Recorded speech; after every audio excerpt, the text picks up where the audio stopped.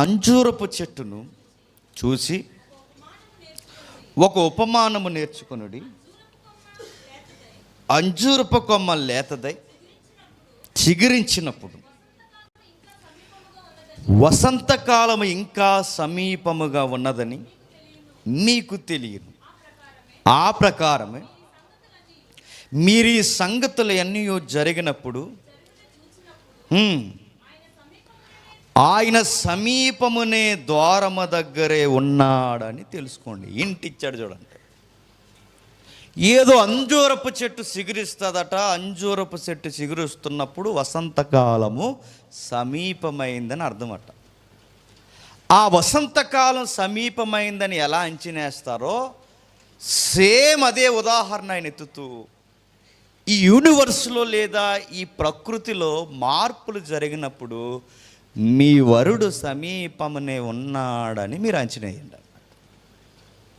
మనకు తెలుగు వచ్చి కనుక టకా చదివేసాం, తిరగేసి ఏముందని అర్థం ఒకసారి ప్రశ్న వేసుకుంటే అర్థం లేదని మాత్రం మనకు అర్థమవుతుంది.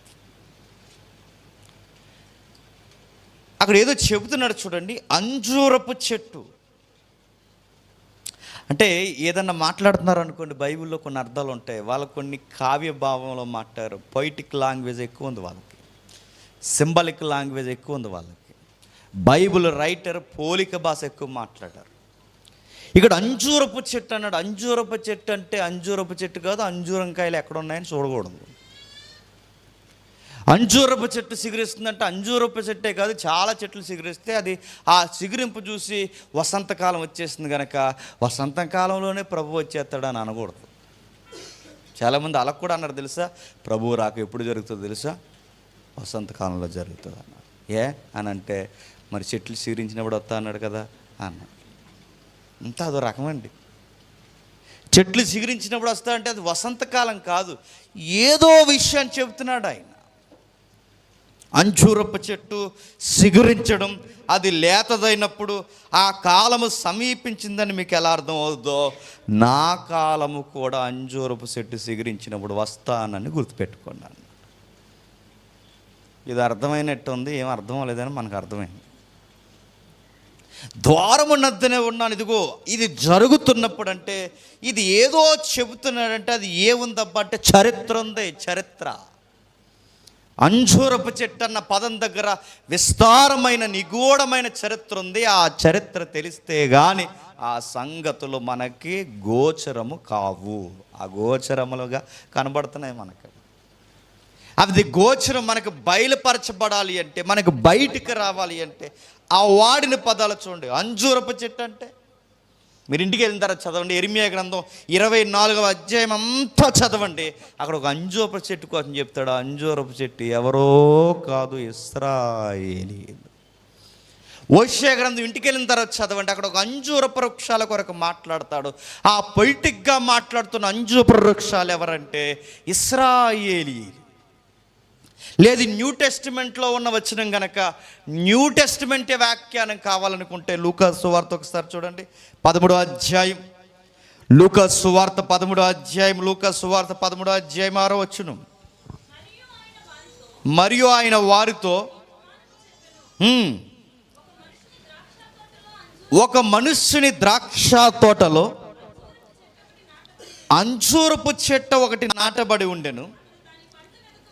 అతడు దాని పండ్లు వెతక వచ్చినప్పుడు ఏమీ దొరకలేదు గనుక అతడు ఇదిగో 3 ఏండ్ల నుండి నేను అంజూరపు చెట్ల పండ్లు ఎతుకుచున్నాను కానీ ఏమీ దొరకలేదు, దీనిని నరికి వేయము, దీని వలన ఈ భూమి ఏల వ్యర్థమైపోవాలని ద్రాక్ష తోట మాలితో చెప్పును. సందర్భం తెలుసుగా, ఉపమానం అది కూడా. ఇక్కడ అంజూరపు తోటలో ఉన్న అంజూరపు చెట్లు ఎవరంటే ఇశ్రాయేలీ. ఈ అంజూరపు తోటను కాస్తున్న కావలి ఆయన ఎవరంటే యేసుక్రీస్తు వారు. ఆ యేసుక్రీస్తు వారు యజమాన్ని పోలికగా పెట్టి మాట్లాడుతున్నాడు. ఇక్కడ ఎవరు అంజూరపు చెట్లు అంటే ఇశ్రాయేలీ.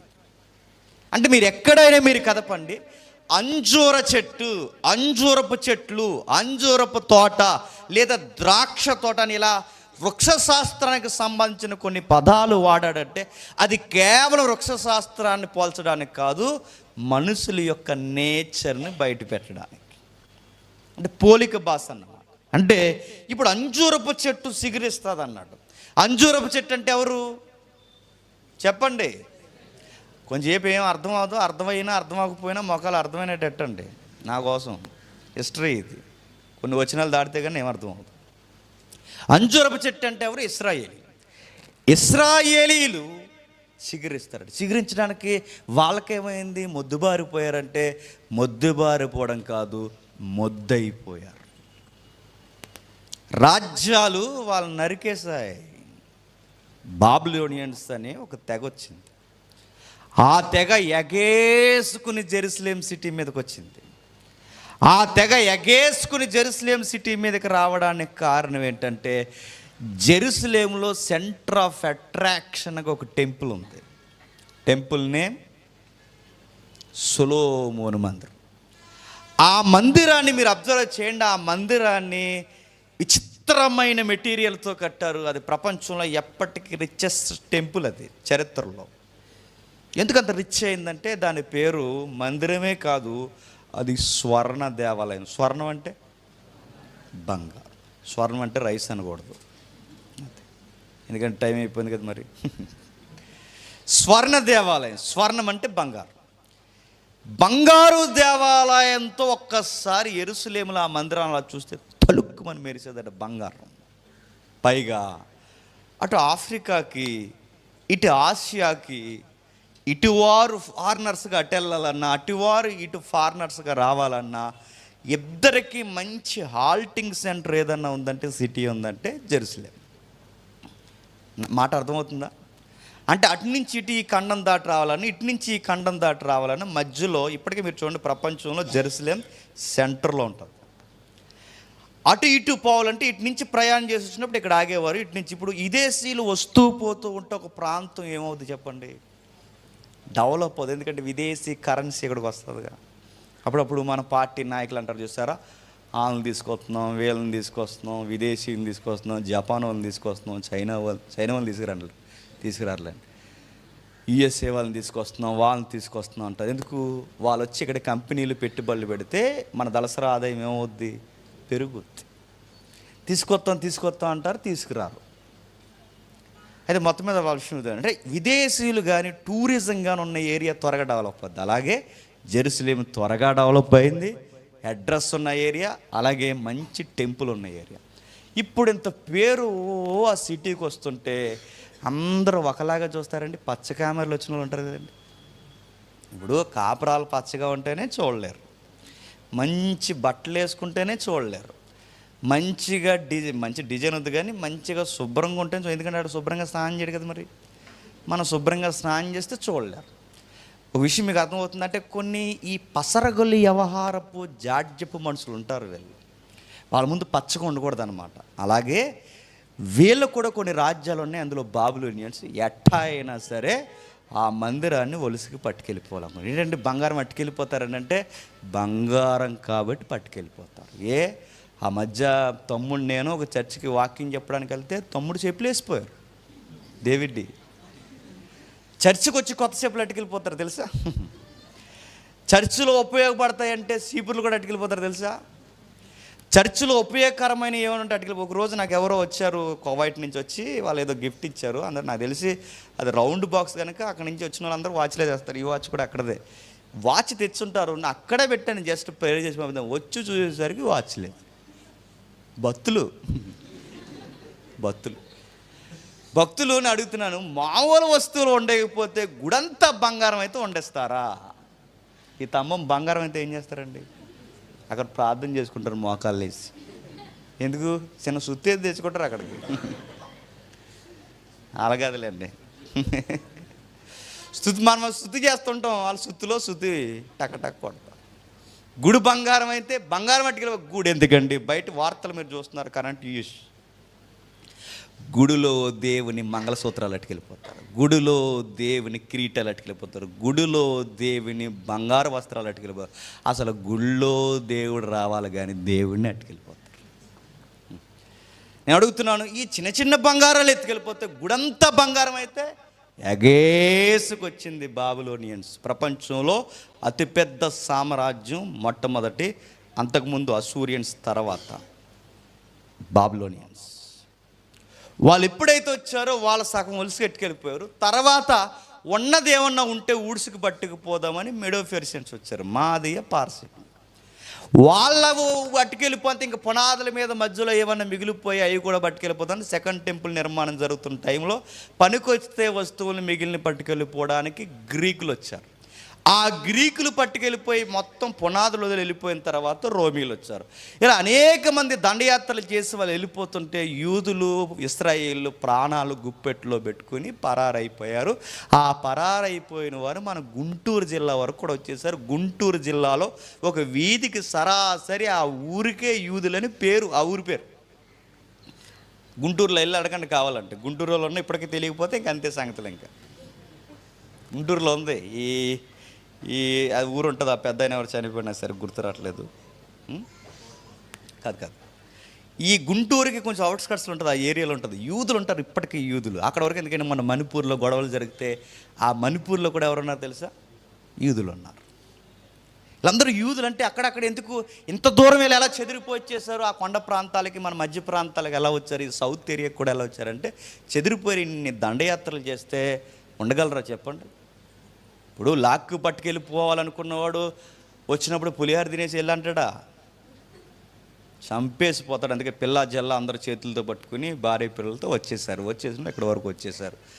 వచ్చేసిన తర్వాత వీళ్ళు తిరిగి వెళ్ళడానికి చాలా టైం పట్టింది. ఎందుకంటే వీళ్ళకంటూ సొంత ఎజెండా అప్పటికి లేదు. ఎందుకంటే చెదిరిపోయారుగా. ఇప్పుడు నలుగురు అన్నదమ్ములు కలిసి ఉంటేనే ఏదన్నా ఎజెండా అయినా, ఏజెండా అయినా. నలుగురు అన్నదమ్ములు చెదిరిపోతే వాళ్ళేం ఫైట్ చేయగలరు 10 మంది మీదకి?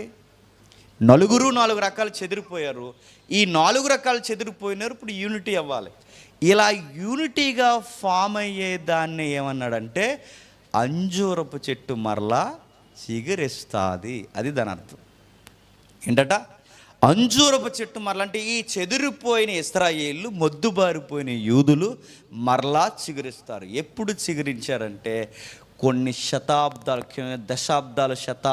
తర్వాత చిగురించారు. అది 1946, 47 మధ్యలో ఇజ్రాయేల్ సొంత దేశముగా, ఒక కూటముగా ఏర్పడింది. Standard GK. ఇజ్రాయేల్ దేశం సొంత దేశంగా ఏర్పడింది 1946, 47 మధ్యలో. అప్పటి వరకు వీళ్ళు ఎక్కడున్నారు? చెదిరిపోయారు. ఈ చెదిరిపోయిన వారు ఎక్కడెక్కడో చెదిరిపోయారు. ఒకరోజు మెలకు వచ్చింది వీళ్ళకి.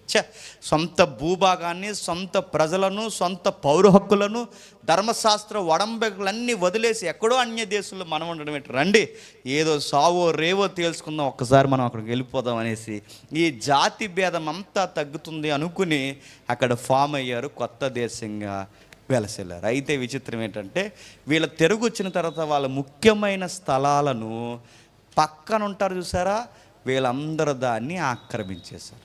నా మాటలు మీకు అర్థమవుతున్నాయా? అర్థం అవుతుంది. ఇది చరిత్ర, కొంచెంసేపు ఓపిక వినండి.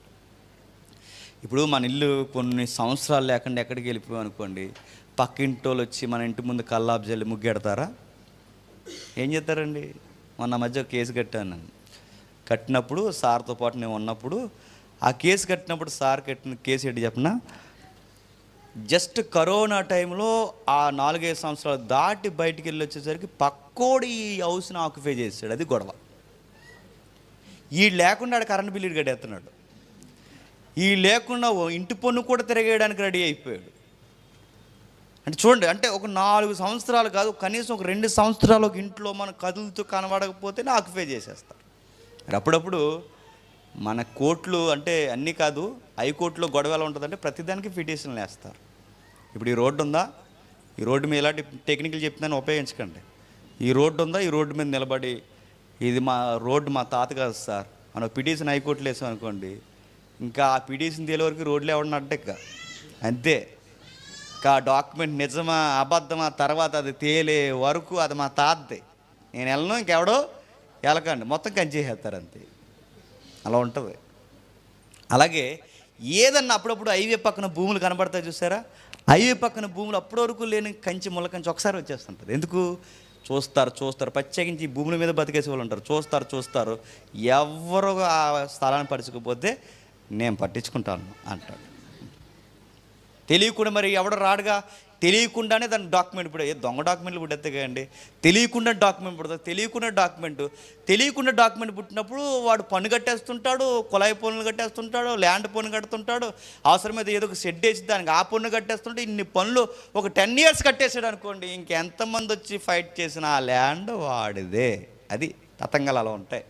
అలాగే ఇప్పుడు ఇశ్రాయేల్ అందరూ కదిలి వెళ్ళిపోయిన తర్వాత ఈ విషయాలు చెప్పినందుకు మేడం గారు భయపడతారు. ఈ సైడ్కో మనకు అలాంటి బుద్ధులు లేవు. ఆవిడ వెళ్ళిపోమంటే వెళ్ళిపోవడం అంతే. అయితే ఎప్పుడైతే ఇశ్రాయేల్ కదిలిపోయిన తర్వాత ఈ ల్యాండ్ను ఆక్యుపై చేశారు. ఎవరు ఆక్యుపై చేశారంటే అబ్రహాము గారికి అనఫిషియల్గా ఒక ఆవిడ వచ్చింది లైఫ్లో. శారమ్మ గారు ప్రోద్బలం ఐడియాలజీతో. ఎవరు ఆవిడ? ఆగర్ గారికి కుదురులేడు ఒకడు పుట్టాడు. ఎవడాడు? పేరుకి ఇస్మాయిల్ కానీ ఎవరికి స్మైల్ ఉండేవాడు. ఎందుకంటే బైబిల్లో ఉంది, అందరి చెయ్యి ఎలా ఉంటే ఆయన చెయ్యి ఎలా ఉంటుంది, అచ్చు అడవి గాడిద స్వభావం అంట. అలాంటి కుర్రోడు, నా మాటలు అర్థమవుతున్నాయిగా, ఇంట్రెస్ట్ ఉంటే బండి ముందుకు వెళ్తుంది. అలాంటి కుర్రోడికి 12 మంది కొడుకులు పుట్టారు. అంటే కొడుకుగా ఉన్నప్పుడు పుట్టేశారు అనుకోకండి, రావాల్సిన డౌట్లు రావు. పెద్దోడు అయ్యాక పెళ్ళి అయ్యాక 12 మంది కొడుకులు పుట్టారు. ఆ 12 మంది కొడుకులకి కొడుకులు పుట్టారు. ఆ కొడుకులు 12 మంది కొడుకులు 12 సంతానాలు వంశాలుగా విడిపోతే ఒక్కొక్క వంశం ఒక దేశమైంది. ఆ 12 దేశాలు కలిస్తే గల్ఫ్ దేశాలు అయ్యాయి. Muscat, Abu Dhabi, Kuwait, Dubai, Qatar, ఇవన్నాగా ఏరియాలు. ఇవన్నీ ఒక్కొక్క తెగ. ఎవరంటే ఆగర్ గారు అబ్బాయి ఇస్మాయిల్ గారికి అబ్బాయిలు పుడితే ఆ అబ్బాయిలు అందరూ పెద్ద పెద్ద వంశాలు అయితే ఆ 12 వంశాలు కొన్ని దేశాలు అయితే ఆ దేశాలు గల్ఫ్ దేశాలు అయ్యాయి. ఇప్పుడు ఈ గల్ఫ్ దేశాల నుంచి ఆ పక్కన ఉంటే ఇవన్నీ ఈ పక్కన ఉన్నవి అటు ఇటు ఇస్లాం బాగా డెవలప్ అయిన ఏరియా. అది ఎప్పుడైతే డెవలప్ అయిందో ఈ పాలస్తీనా భూభాగంలో కూడా ఇస్లాం వచ్చింది. ఆ ఇస్లాం వచ్చిన తర్వాత సున్నీలు, షియాలు అని కొన్ని తెగలు ఉంటాయి అక్కడ. ఇప్పటికే కొట్టి చచ్చిపోతారు అక్కడ. ఈ తెగలు ఉన్నవారు ఏం చేశారంటే జాగ్రత్తగా 46 ఎకరాలు సుమారు, రికార్డుగా నాకు సరిగ్గా గుర్తులేదు కానీ 46 ఎకరాలు. ఈ 46 ఎకరాల్లో సొలొమోను మందిరం ఆవరణం ఉండేదన్నమాట. 46 ఎకరాలు అంటే మీకు అర్థమైపోవాలి. 46 ఎకరాల ఆవరణంలో మధ్యలో సొలొమోను మందిరం ఉంటే రాజ్యాలన్నీ కొట్టాయి, పట్టుకెళ్ళిపోయి మొత్తం ఒలిసుకెళ్ళిపోయి పునాదులు ఉండిపోయినాయి. ఆ పునాదులు ఎవరో లేని టైంలో వీళ్ళు ఏం చేశారంటే, ఇది చరిత్ర, ఎవరు కాదనలేని చరిత్ర, నన్ను ఎవరు తిట్టుకున్నా ఇదే చరిత్ర. వీళ్ళు ఆక్యుపై చేశారు. ఆక్యుపై చేసిన తర్వాత ఆ పునాదుల మీద, సొలొమోను పునాదుల మీద ఓ పెద్ద మసీదు కట్టేశారు. ఎప్పుడైనా యెరూషలేము సిటీ యొక్క పటాన్ని చూడండి, ఒక పెద్ద బంగారు గిన్నెలా బొర్లించినట్టుంటే చూసారు గుడి. అది సొలొమోను మందిరం అని కానీ ప్రార్థన చేశారు కనుక అది సొలొమోను మందిరం కాదు, మసీద్. అది ఏంటది? మసీదు. అంటే ఇప్పుడు ఈ మసీద్ ఎలా వచ్చిందంటే వాళ్ళు సొలొమోను మందిరమే కట్టారు. ఇదేంటి, ఇది మాది అని 46-47 మధ్యస్థంలో వచ్చి ఈ దేశం మాది, ఈ భూమి మాది, మా పితరులు, మా సొలొమోను రాజు ఇది కట్టించాడంటే ఎట్టెట్టా అన్నారు. చరిత్ర మాకు కూడా ఉంది. ఇదిగో గాబ్రియేలు దేవదూత మా ప్రవక్తకి ఇక్కడే కనబడింది, ఇటుగానే గాబ్రియేలు వెళ్ళింది, ఇటే మా ప్రవక్త ఇక్కడే మాట్లాడాడు, కనుక ఈ ల్యాండ్ దేవుడు మాకు ఇచ్చాడు, ఇది మాది, అందుకే ఇక్కడ మేము మసీదు కట్టామని వెళ్ళాను. ఇప్పుడు నేడో రేపో వీళ్ళు ఆ మసీదుని కూలగట్టి 3వ మందిరాన్ని కడదాం అనుకుంటున్నారు ఇశ్రాయేలీ. నేను మాట్లాడుతాను, చెప్పండి. మసీదుని అలా పడగొడితే చూస్తూ వాళ్ళు ఊరుకుంటారా? ఆ గోడ కూడా పడగొట్టండి అంటారా? రిలీజియన్ వారు స్టార్ట్ అయిందనుకోండి, ప్రపంచం మంచినీళ్ళు కూడా తాగుతుంది. పైగా ఇప్పుడు ఈ మసీదుకి వీళ్ళందరూ సపోర్ట్గా ఉన్నారు. ఇశ్రాయేల్ గోల్ ఏంటంటే మరలా 3వ మందిరం కట్టాలి. 3వ మందిరం మీరెందుకు కట్టాలంటే మా మెస్సయ్య సమీప ద్వారమునే రావాలి అంటే, మేము ఎదురు చూస్తున్న మెస్సయ్య సమీప ద్వారమునే రావాలి అంటే ఆయన తూర్పు గుమ్మాన్ని తెరిచి మా దేవాలయంలోకి వచ్చి మా దేశం మీద ఉన్న పాపాన్ని, మా మీద ఉన్న పాపాన్ని పూర్తిగా సమూల నాశనం చేసి ఆ పరిశుద్ధ స్థలంలోకి ప్రధాన యాజకుడిగా వెళ్ళి మాకు ప్రక్షాళన చెయ్యాలి. ఇంత ప్రక్షాళన జరగాలి అంటే తూర్పు గుమ్మం తెరబడాలి. తూర్పు గుమ్మం తెరబడాలంటే ఆ మెస్సయ్య ఆగమనం అక్కడ స్టార్ట్ అవ్వాలి. ఇదంతా స్టార్ట్ అవ్వి తూర్పు గుమ్మం తీయాలంటే ఇక్కడ మందిరం కట్టాలి. ఇప్పుడు మందిరం కట్టాలంటే ఏది పడగొట్టాలి? మసీదు పడగొట్టాలి. ఇప్పుడు మసీదు పడగొడతామంటే ఊరుకుంటారా? ఆ మసీదు కొరకే ఇప్పుడు ఆ 46 ఎకరాల కొరకే గొడవ. ఈ రెండు దేశాల మధ్య ఎప్పుడూ జుట్టు పీక్కునేది ఎవరంటే ఐక్యరాజ్య సమితి. ఐక్యరాజ్య సమితి సెకండ్ వరల్డ్ వార్లో పుట్టిందా? సెకండ్ అనుకుంటా. సెకండ్ వరల్డ్ వార్లో ఐక్యరాజ్య సమితి. ఐక్యం అంటే ఐక్యంగా ఉండండిరా, సమాధానంగా ఉండండిరా, గొడవలు వద్దురా, ఇలా నరుక్కుంటూ బాంబులు వేసుకుంటూ పోతే రేపు పొద్దుకి మానవ జాతి ఉండదురా, శాంతి శాంతి శాంతి అనే సమితే ఐక్యరాజ్య సమితి.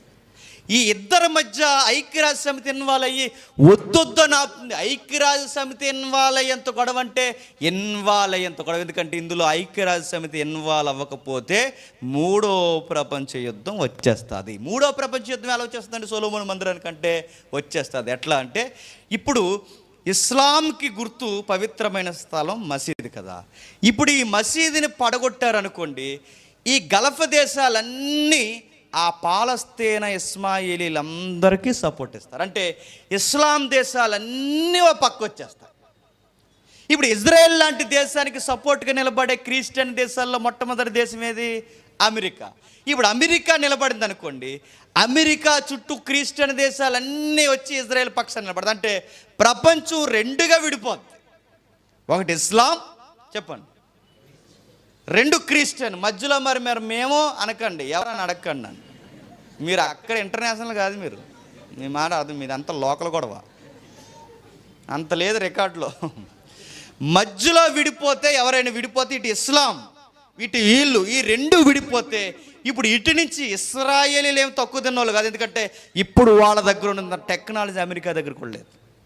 అది ఏ విధంగా అయినా ఇప్పుడు ఏళ్ళలో ఇస్రాయేలీలకి ఇప్పుడు అమెరికా లాంటి దేశాలు తోడయ్యాయి అనుకోండి, వీళ్ళకి గల్ఫ్ దేశాలన్నీ డబ్బున దేశాలు, సంపన్న దేశాలు, ఇవన్నీ తోడయ్యాయి అనుకోండి, ఈ రెండు యుద్ధంలో దిగితే పొచ్చకాయ పగిలినట్టు 30 సార్లు ఈ భూగోళం పగిలిపోద్ది. ఒకసారి పగిలితేనే ఎవరం కనబడం, 30 సార్లు పగిలితే ఏది కనబడదు అంతే. అలాంటి యుద్ధం జరగబోతుంది. అది ఎప్పుడు జరుగుద్దంటే ఇదిగో హిస్టరీని గమనించండి.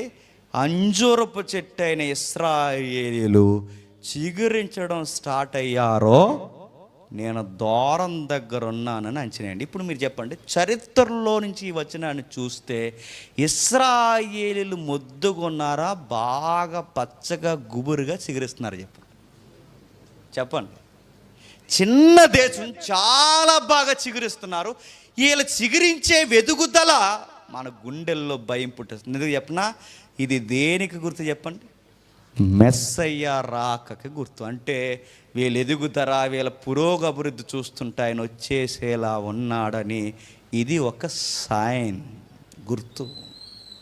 రెండవ గుర్తు ఏంటంటే ఆయన చెప్తున్నాడు చూడండి, ఇది ఇలా జరుగుతున్నప్పుడు ఇశ్రాయేలు సిగురిస్తున్నప్పుడు నేను వచ్చానది ఒక గుర్తు అయితే, ఇజ్రాయేల్ దేశానికి వెళ్ళి మీకేం గుర్తుందని అడిగితే వాళ్ళకు గుర్తుందట. ఆ గుర్తు ఏంటో చెప్పనా? 5 ఎర్రటి పెయ్యలు లేకదోళ్ళు పుట్టాయి. మనం చూసారా? చూడరు అలాంటివి. ఏం చెప్తారు? బిగ్ బాసులు చెప్పండి, మామూలు బాసులు చెప్పండి, ఇలాంటి చెత్త అంతా చూస్తారు. ఆ చెత్త చూసారు ఎగిరిపోతారు చెప్తున్నాను నేను. ప్రపంచం ఎలా కదులుతుందో తెలియాలంటే ఇంటర్నేషనల్ న్యూస్లో ఇజ్రాయేల్ వార్తలు చూడండి, చరిత్ర అర్థమైపోతుంది. ఇప్పుడు చరిత్ర చరిత్ర చరిత్ర చరిత్ర ఖగోళం ఖగోళం ఖగోళం అంటే ఏంటండి? మన చుట్టూ ఏం జరుగుతుందో తెలుసుకోవడం చరిత్ర. అదే చరిత్ర. ఆ చుట్టూ ఏం జరుగుతుందో నాకు అనవసరం. బోటి గోంగూర ఉండారు లేదా తినేసి పడుకుంటా అంటే నిన్ను ఏమంటారు చెప్పనా? అనకూడదు నేను, తినడానికి తప్ప. అదే ఇప్పుడు పెద్ద సైన్స్ నేర్చుకోవడం, చరిత్ర నేర్చుకోవడం అంటే ఏంటి? మనం ఎక్కడున్నాం? నేల మీద ఉన్నాం. నేల అంటే ఏంటి? భూమి. సైన్స్ అంతే. గోళం. ఈ భూమి మీద ఏం జరుగుతుంది? దండయాత్రలు జరిగాయి. ఎవరెవరు జరిగాయి? చరిత్ర. అంతే కదా చరిత్ర అంటే. అది పెద్ద చరిత్ర. ఇప్పుడు జరుగుతున్న చరిత్ర మీరు అబ్జర్వ్ చేయండి. ఎప్పుడైతే ఇశ్రాయేల్ దగ్గరికి వెళ్ళి ఇశ్రాయేల్ని అడిగితే ఇశ్రాయేల్ అన్నారట, మాకు కూడా గుర్తులు ఉన్నాయన్నారట. మా మెస్సయ్య, వాళ్ళ దృష్టిలో మెస్సయ్య యేసు కాదు, అది గుర్తుపెట్టుకోండి, ఆ పాయింట్ మర్చిపోకండి. మెస్సయ్య వస్తున్నాడు అనడానికి మాకు గుర్తుంది, తూర్పు గుమ్మాన్ని తెరిచేస్తాడు, అర్జెంటుగా మేము 3వ మందిరాన్ని కట్టేయాలి. ఏంటి వీళ్ళు ఎప్పుడు ఆల్రెడీ ప్లాన్ వేసి కూర్చున్నారట. ఎవరు? ఇసలు ఆల్రెడీ ప్లానింగ్ అంతా రెడీగా ఉందట. వాళ్ళ దగ్గర ఉన్న టెక్నాలజీ ఏంటి చెప్పిన, రాత్రులు అయ్యేసరికి ఉదయం వచ్చేసరికి మందిరం కట్టేసే అంత టెక్నాలజీ రెడీగా ఉందట. నైట్ కట్టేస్తారన్నమాట. అంటే వాళ్ళు ఎంత ఎలాటోలో చూడండి, నైటే కట్టేస్తారు. వాళ్ళు విచిత్రమైన ఆపరేషన్ చేస్తారండి. వాళ్ళు చేసినట్టు ఆపరేషన్ ఇంకెవరు చేయరు. ఆపరేషన్ అంటే పట్టుకోవడం అనకండి, తెలుసు కదా. అదేదైనా ఇస్రాయేల్ అయినా మూమెంట్ ఏదైనా వాళ్ళు చేయడానికి రెడీగా ఉన్నారు. ఇంత కంగారుగా మీరు ఎందుకున్నారంటే, మా ప్రభు మాకు ద్వారాలు తెరిచేస్తున్నాడు. ఏంట్రా ద్వారాలు తెరిచేయడండి అని గుర్తంటే, అదిగో 5 ఎర్రటి పేదోళ్ళు పుట్టాను. ఎర్రటి పేదోళ్ళకి మీకు గుర్తు ఏంట్రా అంటే, వాళ్ళ దగ్గర ఒక విజన్ ఉంది. ఆ విజన్ ఏంటో తెలుసా? మోసే దగ్గర నుంచి ఇప్పటి వరకు ఒక బలి జరగలేదట. ఆ బలి ఏంటంటే అతి పరిశుద్ధమైన బలి జరగాలి. ఆ బలి పస్కా బలి జరగాలి.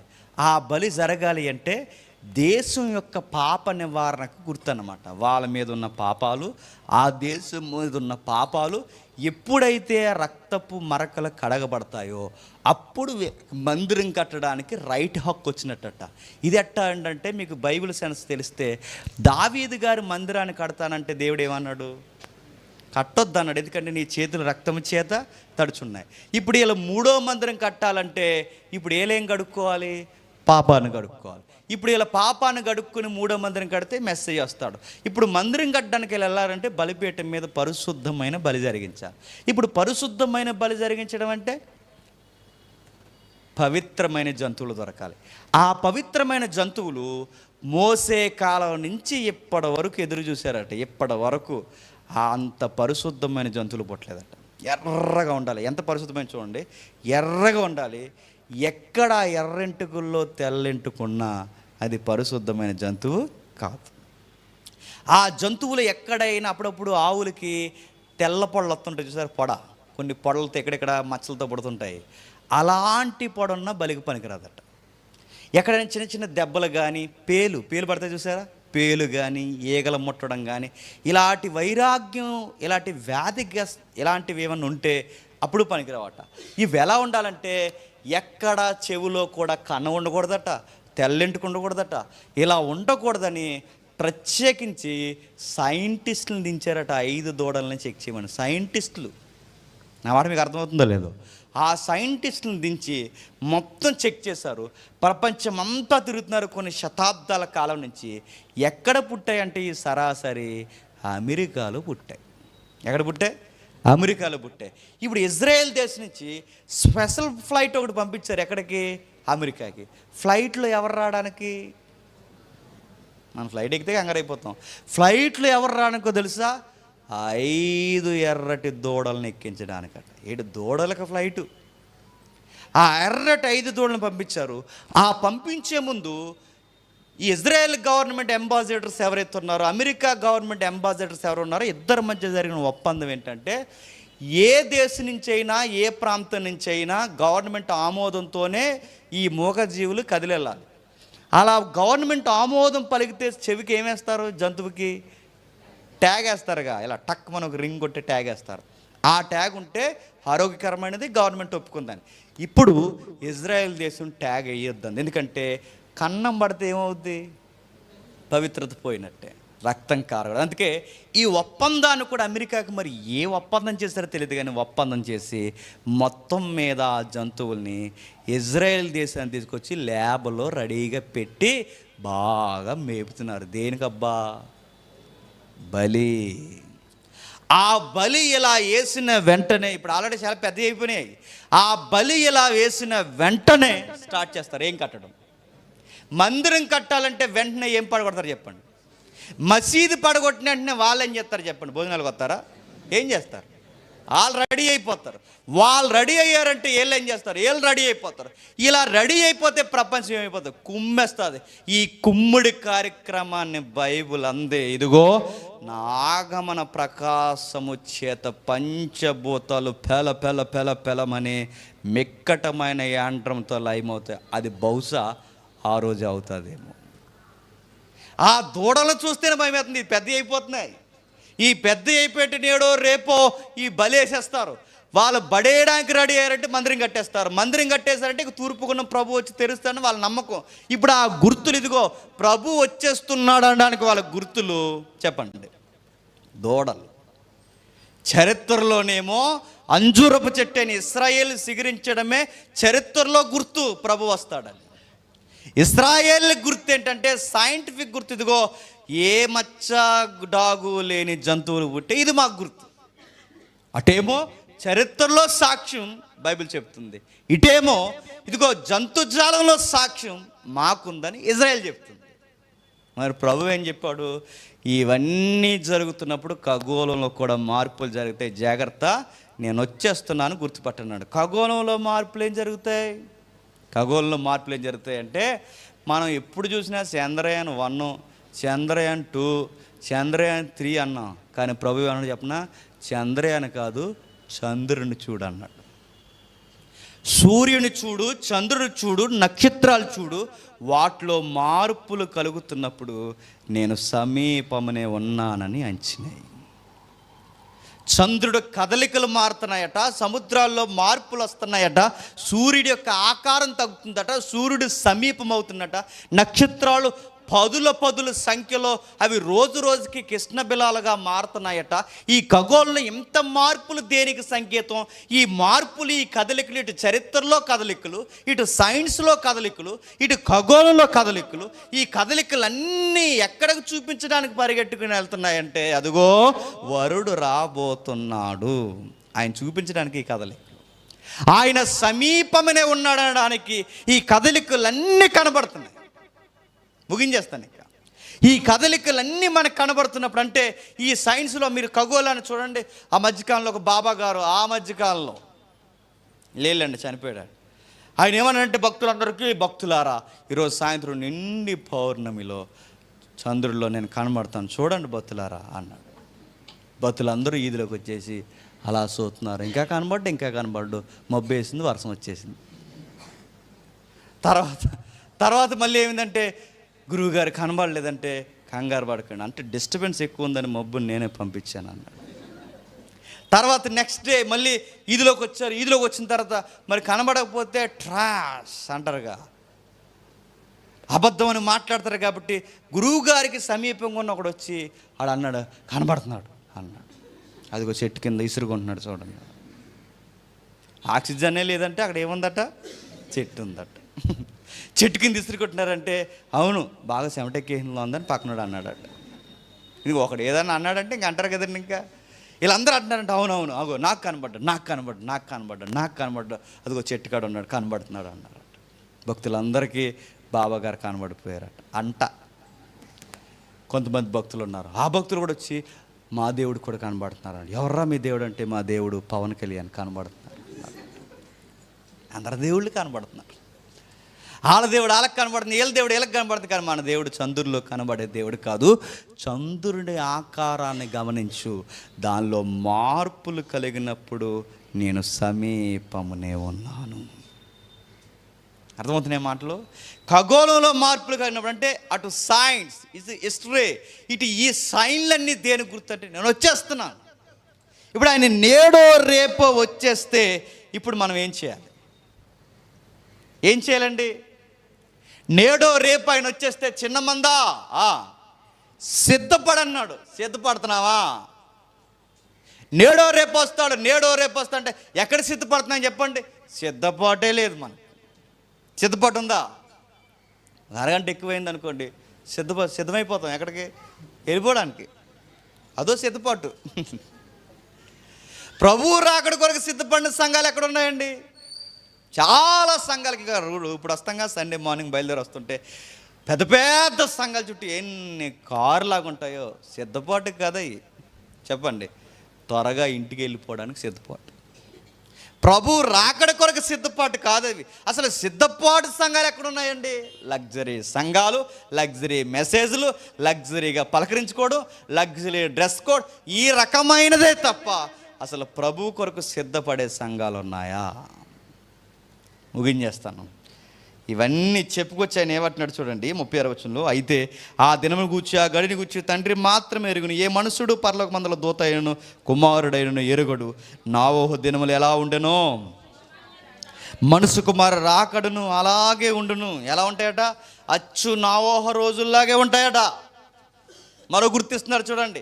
పైనేమో చరిత్రను చూడమన్నాడు, మరో మాటలో సైన్స్ని చూడమన్నాడు, మరో మాటలో రకరకాల గుర్తులు చెప్పాడు.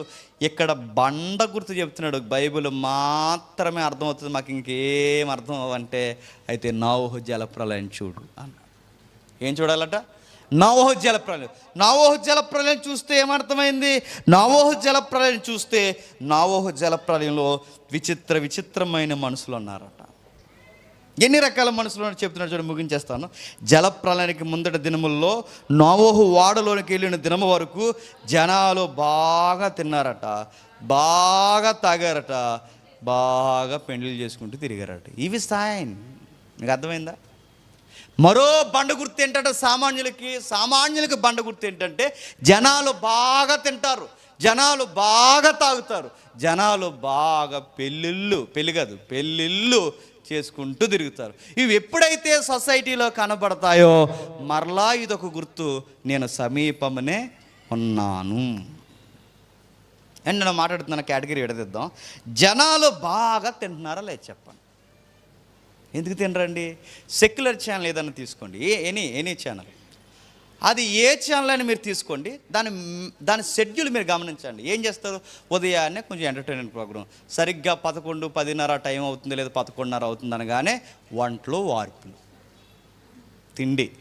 ఆ వంటలో వార్పులో టైటిల్ ఏంటంటే మా ఊర్లో ఎలా వండుతాం, మరి మీ ఊర్లో ఎలా వండుతారు? అందుకే దీని పేరు మా ఊరు వంట. ఆ ఊర్లో ఎలా వండుతారు, ఈ ఊర్లో ఎలా వండుతారు, ఆ ఊర్లో ఎలా వండుతారు, ఈ ఊర్లో ఎలా వండుతారు అంటే ఈ ఊర్లో ఈవిడ ఉండేస్తుంటుంది. ఎవరు సీరియస్గా ఆ వంట చేస్తారు. మరి అవన్నీ అందులో చూసి వండితే, నేర్చుకుని వండితే గొడవలేదు, చూసి వండితే ఏమవుద్దండి? అది ఏదో ఆకు వేయమంటాడు, ఇప్పుడు ఏదో ఆకు వేస్తుంది, ఆడేదో పప్పు వేయమంటాడు, మొత్తం మీద ఏదో ఇంతైన కర్రీ అయిపోద్ది. ఆ కర్రీ అయిన తర్వాత పట్టుబట్టేస్తుంది, కడుపు అంతా మంట వచ్చేస్తుంది. ఆ టయానికి సరిగ్గా 1 గంటకి డాక్టర్ గారు వస్తారు. చూడండి, కాలం అల్సర్తో బాధపడుతున్నారా అంట. తిన్నది అరగట్లేదా? అవును, ఇందాకే తిన్నాను అంట. కడుపు నొప్పితో ఉన్నారా? అయితే ఇదిగో అల్సర్ ట్యాబ్లెట్ వేసుకోండి. సరిగ్గా 1 గంటకి ఎవరు వస్తారు చెప్పండి? డాక్టర్ గారు. మీకు అర్థమవుతుందా? ఇప్పుడు ఓ మాట వినండి, ఒక టీవీ 9లో కానీ ఇలాంటి ప్రోగ్రామ్స్, టీవీ 9లో కానీ, ఎన్టీవీలో కానీ, పెద్ద ఛానల్స్ అండి ఇవి. అలాంటి ఛానల్లో 10 నిమిషాలు ఒక అడ్వర్టైజ్మెంట్ ఇవ్వాలంటే ల్యాక్స్ ఆఫ్ మనీ, తెలుసా? ఒక 10 నిమిషాలు మా యాడ్ ఇవ్వండి సార్ అంటే లక్షలు అవుద్ది. అలాంటిది గంట ప్రోగ్రాం తిండికి డాక్టర్ గారికి పెడుతున్నారంటే జనాలు బాగా ఏది చూస్తున్నారు చెప్పండి? తిండే. అక్కడ వరకు ఎందుకండి, మీరు యూట్యూబ్ ఓపెన్ చేయండి, యూట్యూబ్లో ఎక్కువగా చూసే వ్యూస్, మిలియన్ వ్యూస్ ఉన్న వీడియోస్ ఏంటి చెప్పండి? తిండే. అడవులు ఎలా వండుకోవాలి, సొందులు ఎలా వండుకోవాలి, కాలువలు ఎలా వండుకోవాలి, కంగారుగా ఎలా వండేసుకోవాలి, అడావుడిగా ఎలా వండేసుకోవాలి, మట్టగడసలు పులుసు ఎలా పెట్టాలి, ఇవన్నీ వీడియోలు మీరు చూసారా? Million views. ఆయన ఎవరో యూట్యూబ్లో ఉంటాడో, ఆయన ఎక్కువ దేశాలు తిరుగుతుంటాడు. ఆ తిరిగిన ఆయన మొన్న ఏదో దేశం వెళ్ళాడు. ఏం తింటున్నాడు ఆయన? కప్ప మాంసం తింటున్నాడు ఆయన. అది ఎలా తింటారంటే ఒక్కో ఏరియాలో ఒక్కొక్క తిండి రాయల్టీ.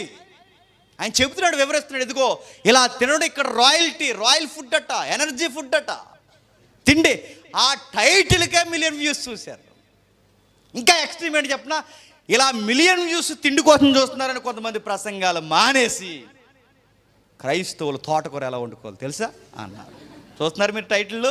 క్రైస్తవులు బిర్యానీ, క్రైస్తవులు తోటకూర ఫ్రై, క్రైస్తవుల గోంగూర పచ్చడి, క్రైస్తవుల ఇవి పెద్ద పాశ్రములు చెప్తున్నారు, పెద్ద పాశ్రములు చెప్తున్నారు. ఎందుకంటే తిండి కోసం జనాలు ఎక్కువ చూస్తున్నారని. ఇవన్నీ దేని గుర్తు చెప్పిన రగడ స్టార్ట్ అవ్వడానికి గుర్తుపెట్టుకోండి. ప్రభు వచ్చేస్తున్నాడు. ఎందుకంటే సంఘాలలో కూడా తిండి గోల వచ్చింది. వారం అంతా డబ్బులు పోగు చేస్తారు.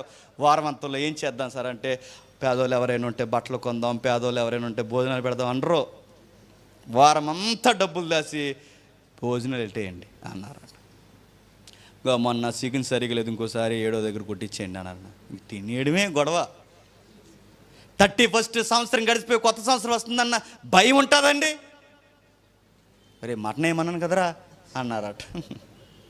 కనీసం మటన్ కట్ట అయినా వేయాలి కదరా అన్నారట. తిండి తిండి తిండి. మీరు చూడండి ఎంత తిండి అంటే స్టూడెంట్స్ మీరు గమనించండి, చాలా ఏరియాలో చెప్తున్నాను ఈ మాట, ఒకసారి మీరు గమనించండి. స్టూడెంట్స్ రెస్టారెంట్కి వెళ్తారు కానీ ఇప్పుడు ఒకప్పుడు నేను ఉన్నప్పుడు ఎత్తి ఉండేది, ఇప్పుడు ఏముందో నాకు తెలియదు. కాకినాడలో ఏముంది, బావచ్చియా? ఇక్కడ బావచ్చి ఉందా? లేదు కదా.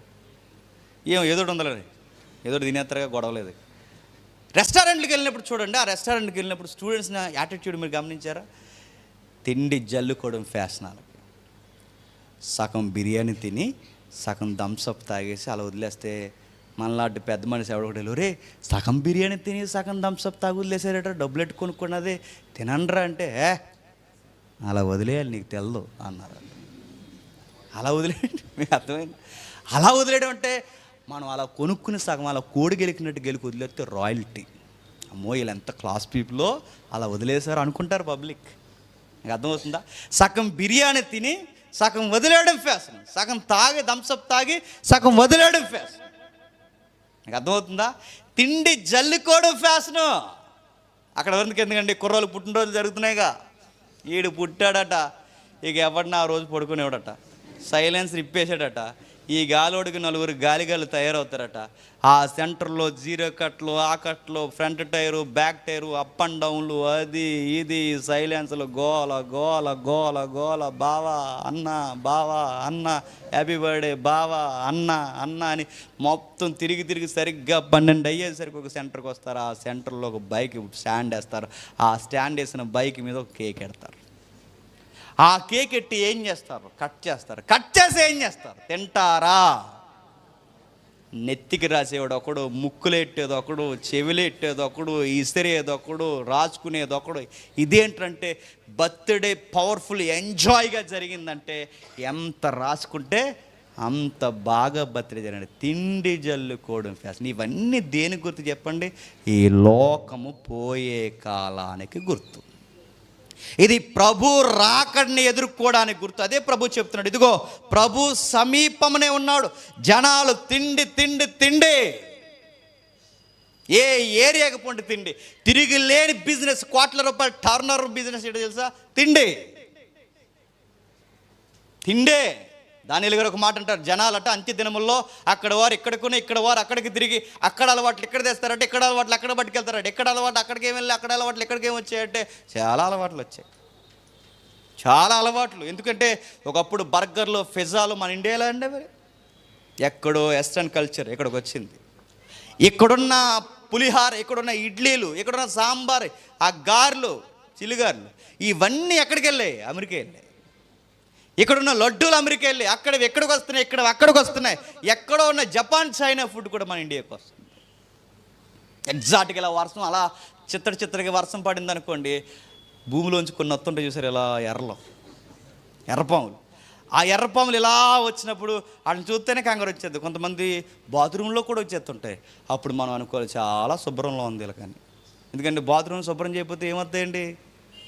ఆ పాము బ్యాక్టీరియా అంటేనే కంటికి కనబడదు. ఎంత పెద్ద బ్యాక్టీరియా కనబడుతుందంటే బాగా శుభ్రం వీళ్ళకి. మీకు అర్థమైందో లేదో? అవి ఎర్రపాములు అక్కడ పాకుతుంది అంటే మనకు అర్థమైపోలే, శుద్ధి శుభ్రం లేదని. ఈ ఎర్రపాములు బాగా పాకుతాయి కదండి, మనం చేపలకి వేస్తాం కదా, అవి చేపలకి ఎర్ర వేస్తాంగా, వాళ్ళ చేపలకి వేరు మంచిగా మసాలా దట్టించి అలా ఇలా శుభ్రంగా కడిగి ఫ్రై చేసి అలా ఏపి తెచ్చేసరికి, అలా పెట్టేసరికి గుమగుమలాడేద్దట అంతే. అలా గుమగుమలాడితే అది రిచెస్ట్ రాయల్టీ ఫాస్ట్ ఫుడ్, అక్కడ ఎనర్జీ ఫుడ్. అక్కడ ఆ ఫుడ్ చాలా కాస్ట్. అది మన వాళ్ళు చూసారు అక్కడికి వెళ్ళి. ఎగ్జాక్ట్గా అదే తినలేం కనుక అదే ప్లేస్లో మోడిఫికేషన్ చేసి ట్రాన్స్ఫార్మ్ చేశారు ఒక ఫుడ్. దాని పేర్లో లొట్టలు వేసుకుంటూ తింటాం, అవే నూడిల్స్. గుర్తెట్టుకో. అలాగే వచ్చాయి. మనం నూడిల్స్ తింటాం, వాళ్ళు డైరెక్ట్ తింటారు. ఎవరు అక్కడికి నూడిల్స్ కానీ ఆర్డర్ ఇచ్చా కానీ ఎప్పుడన్నా వెళ్ళి అక్కడికి నూడిల్స్ ఎవరు అక్కడ వాన్ బొమ్మలు ఇస్తారు, కప్పలు తింటారు. ఇవన్నీ అలవాట్లు ఎలా వచ్చాయండి? యాంకర్ సుమ గారు, నేను ఆవిడ ఏం అంటలేదు, యాంకర్ సుమ గారు తెలుసు కదండి, ఇప్పుడున్న టాప్ మోస్ట్ యాంకర్స్లో ఆవిడొక యాంకర్. ఆవిడొక వీడియో పెట్టింది, మీరు నెట్లో ఇంటికి వెళ్ళిన తర్వాత చూడండి, ఇట్లాంటివి చూద్దారులేండి నాకు తెలుసు. ఇంటికి వెళ్ళిన తర్వాత చూడండి. ఆ ఇంటికి వెళ్ళిన తర్వాత ఆవిడని గమనించండి. ఆవిడ పెద్ద స్టార్ హోటల్కి ఏది వెళ్ళింది, చాలా రాయల్టీ హోటల్, స్టార్ హోటల్ ఏదో వెళ్ళిన తర్వాత ఆవిడ ఒక రిచెస్ట్ ఫుడ్ అట్టది ఆర్డర్ ఇచ్చింది. ఇలా ఒక బౌల్ తీసుకొచ్చారు, గ్లాస్ ఆ బౌల్ తీసుకొచ్చి అక్కడ పెట్టిన తర్వాత అందులో ఏదో హనీ ఉందో ఏదో ఉందో మొత్తం మీద సూప్లా. ఆ సూపులో ఉన్న దాంట్లో వేడి చేశారు. ఇదిగో నేను ఒక వింతైన కాస్ట్లీ ఫుడ్ తింటున్నానని ఓ సెల్ఫీ వీడియో తీసి పెట్టింది. అందులో ఆవిడ ముంచుకుని తింటున్నవేంటి చెప్పిన, అప్పుడే పుట్టిన చుంచి పిల్లలు. చీ అనకండి, చాలా కాస్ట్ అంట. అప్పుడే పుట్టిన చుంచి పిల్లలు ముంచుకుని తింటుంది. అదేంటంటే అలా తినడం చెప్పండి రాయల్టీ. తిండిలో మార్పులు వచ్చాయి, మనుషులు ఎగరడంలో మార్పులు వచ్చాయి. ఈ మార్పులు, ఈ కదలికలన్నీ దేని గుర్తు చెప్పండి? ప్రభు రాకడకి గుర్తు. ఇక ముగించేస్తాను. నెక్స్ట్ మరో బ్యాచ్ ఉన్నారట, ఎవరు బాగా తాగుతారట. ఇది ఎక్స్ట్రీమ్ తాగుడు బ్యాచ్.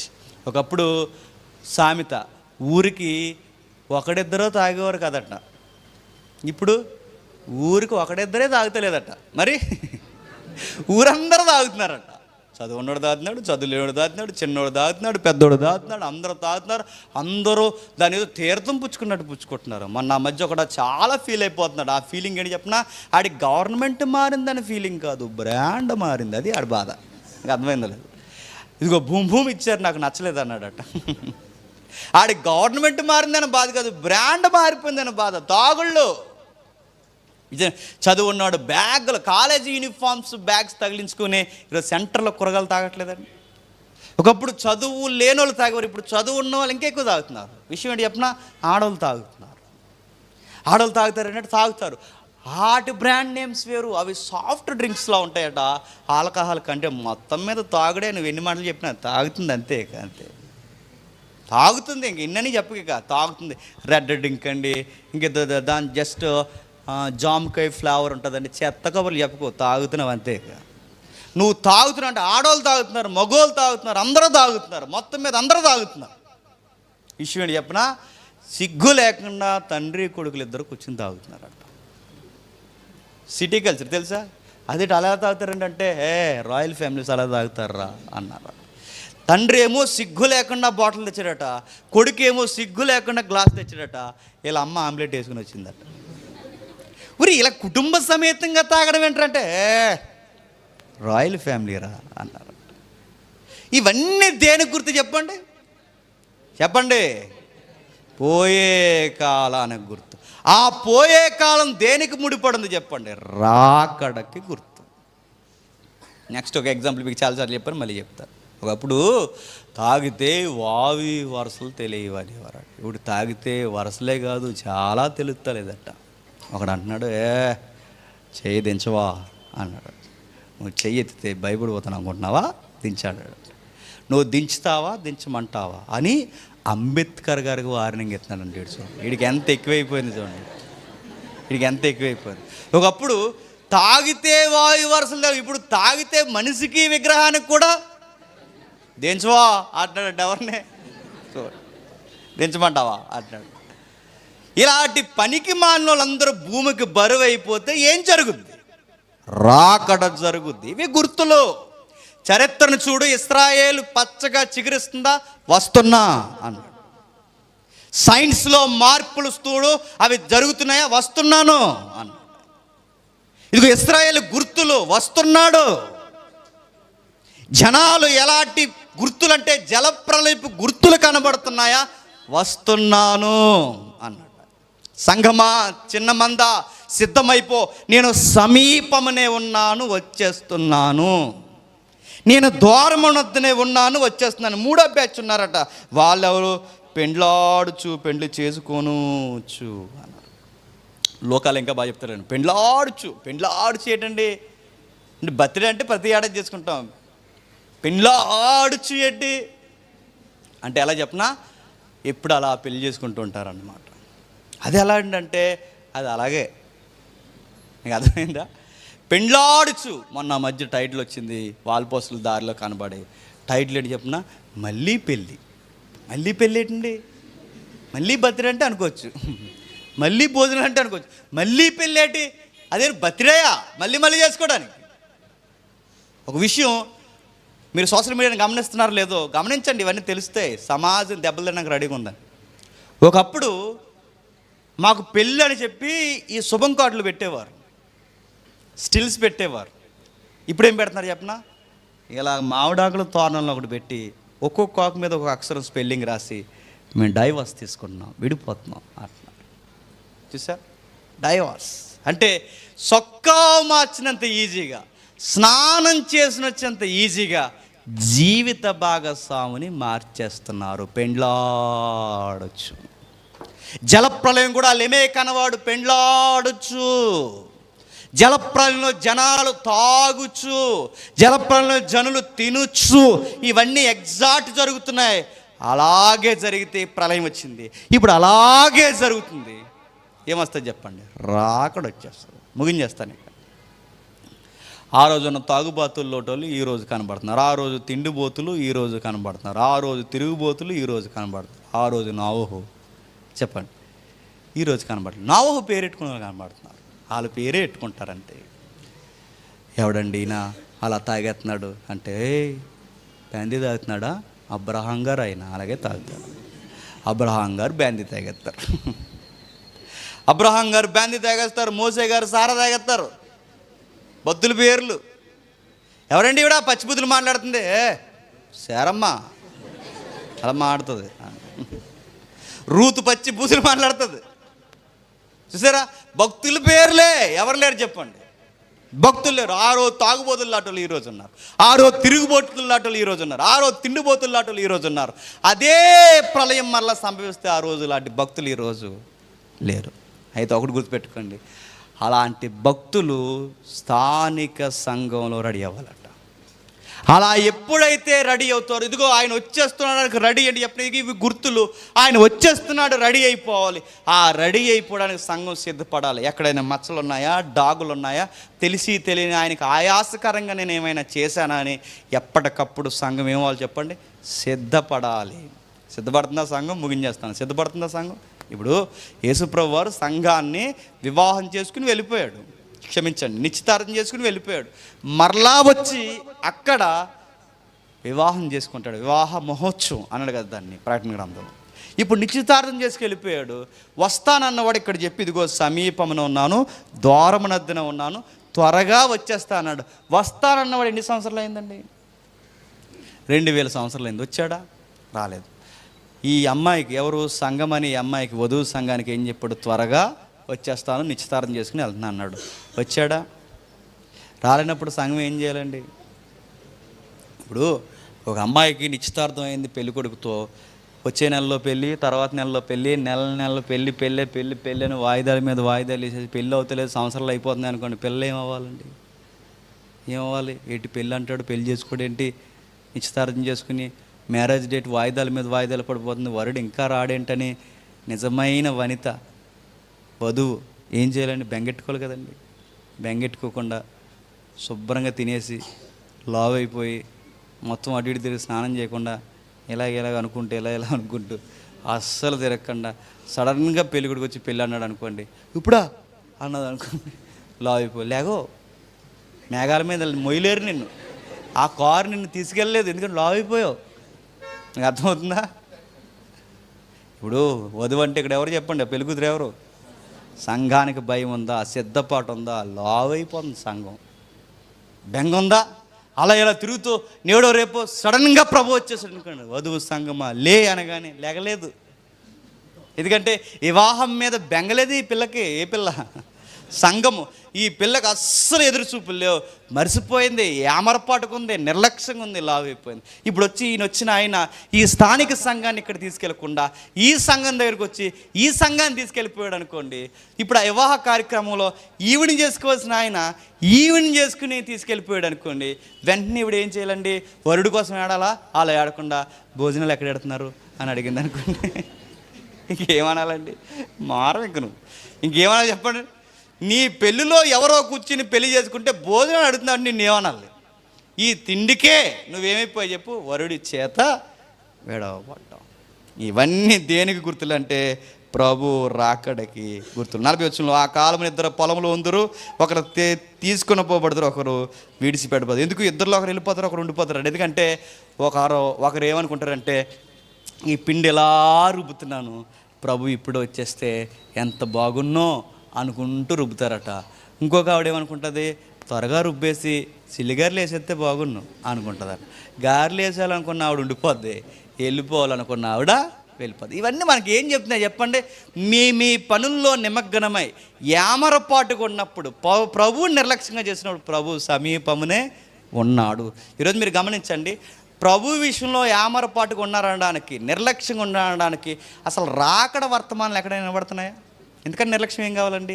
సిలువను కూర్చుని వర్తమానాలు ఎక్కడైనా వినబడుతున్నాయా? ఇంతకన్నా నిర్లక్ష్యం ఏం కావాలి? సిద్ధపాటు వర్తమానాలు ఏమైనా కనబడుతున్నాయా? ఇంతకన్నా నిర్లక్ష్యం ఏం కనబడాలి? ఇప్పుడు అన్ని వర్తమానాలు ఏంటి చెప్పినా, పర్లేదులే అని వర్తమానాలు. ఇప్పుడు ఏం కాదులే, అంత అడ్జస్ట్మెంట్ బోధలు ఇప్పుడు అన్నీ. సినిమాలు చూస్తున్నావా, ఏమనలేదు దేవుడు. మరి ఆ రోజుల్లో సినిమాల కోసం లేదు కాబట్టి బైబిల్లో పర్లేదులే చూడవచ్చులే ఈ బోధ. మొన్న ఒక ఆయన నాకు చాలా ఇష్టమైన బోధకుడు, ఆయన ఏకంగా ఏమన్నాడంటే, అబద్ధం ఆడొచ్చు దేవుడు, పెద్దాజ్ఞను పెద్దాజ్ఞ చేత చిన్నాజ్ఞను కొట్టేసి పెద్దాజ్ఞను హైలైట్ చేస్తాడు. కాబట్టి అబద్ధం కొన్ని సందర్భాల్లో ఆడుతూ, నాకు చాలా ఇష్టమైన ఆయన బోధకుడు అండి. ఆయన అలా మాట్లాడేసరికి నాకు మనసు సుర్రమనిపోయింది. ఎలా మాట్లాడంటే అడ్జస్ట్మెంట్ బోధ వచ్చింది అన్నమాట. ఈరోజు చూసారా, రాకడ గురించి కానీ, సిలువను గురించి కానీ, సిద్ధపాటు గురించి కానీ, పాటలు కానీ, మాటలు కానీ ఉన్నాయా? కనబడుతున్నాయా? మొన్న లాస్ట్ వీక్ అన్న మళ్ళీ ఇప్పుడు చూడండి, అసలు రాకడ పాటలు ఉన్నాయా? భక్తిని పెంచే, విశ్వాసం పెంచే పాటలు ఉన్నాయా? ఏదో లవర్ కోసం పాడినట్టు ఇలా చేతులు చేసి లవర్ కోసం ఆలోచిస్తున్నాడు ఏదో పాటలో. అది ఎవరని అడగండి నా పేర్లు, అన్నీ ఏదో లవ్ సాంగ్స్ లాగా. ఇవన్నీ దేని గురించి చెప్పండి? అసలు సిద్ధపాటు సంఘానికి లేదు.